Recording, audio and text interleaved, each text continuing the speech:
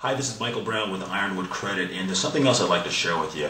One of our clients actually sent us an email and asked me in his email today, he asked me, hey Michael, which collection account do I pay off? My lender told me I need to pay off all of them in order to qualify for the loan. I'm going to answer this question in two different parts. One, if you're trying to get qualified for a mortgage, you really only want to pay off the collection account where the lender actually specifies and tells you which collection account that you want to pay off. Now remember, if you're getting an FHA loan or VA loan, which is actually bought, serviced, and purchased, bought and serviced by Freddie Mac and Fannie Mae, they have a desktop application platform that automatically underwrites your loan application wherever you submit it to the lender if you're trying to get that type of mortgage. And in those underwriting findings, they will determine, based upon those conditions, those underwriting conditions, which collection, if any of them, you have to pay off. Now, which collection will the lenders typically tell you to pay off? A general rule of thumb is any collection that has recent activity, they're going to require that you pay off. Some collections, if they fall below a certain threshold, they might dismiss that collection as one that has to be paid off. However, if you're involved in any type of judgment or tax lien, regardless of how old it is, they typically will require that you pay those items off. And the reason is that anything or any collection or debt that in theory has the legal ability to be attached to the home as a lien after that home was purchased, the lender's typically going to make sure you have to pay that off. So keep that in mind if you have those items listed on your credit report. So that's one segment to answer that question. The other segment is I have other clients that actually have collections. However, which ones do you actually pay off? Now, if you're not getting qualified for a mortgage, my general rule of thumb is only pay off the collection accounts that you have to pay off. And which ones are those, right?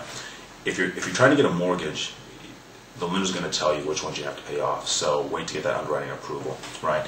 The other scenario is if you have collection accounts that impact your credit score, only pay off the collections that have a direct impact on your credit score. Well, you're probably going to ask, which ones are those? Well, if you're using our program, our software program, and you populate those trade lines into from your credit report into our system, it'll tell you which credit accounts will actually impact your credit score the most. However, if you're not using our system, a good general rule of thumb to use is any of the collection accounts that you have that are in the last 24 months, try to pay those off. We're actually the most recent ones that you want to pay off. However, keep in mind that just because you have a collection account that is reported today as a collection, however, it may be dated back to 2006 or a couple of years ago, you need to make sure that the collection agency that is collecting from you reports the accurate date on the original charge-off or collection. Now keep that in mind. That's very important because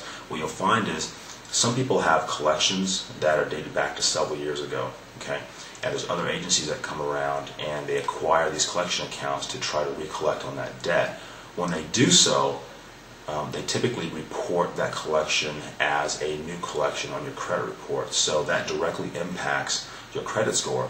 So those type of errors or credit errors on your credit report, they're actually considered credit errors. If the collection company is recording a credit debt as a new debt, however it was dated back to several years ago, they cannot do that. So you need to make sure that they're reporting the date corrected on your credit report for what that initial impact, that initial negative impact accrued on your credit file. So keep that in mind. Hopefully that helps. A couple of other things I want to cover. Several people want to schedule time in terms of speaking with me. If you're using Outlook, I'd be happy to talk with you at any time.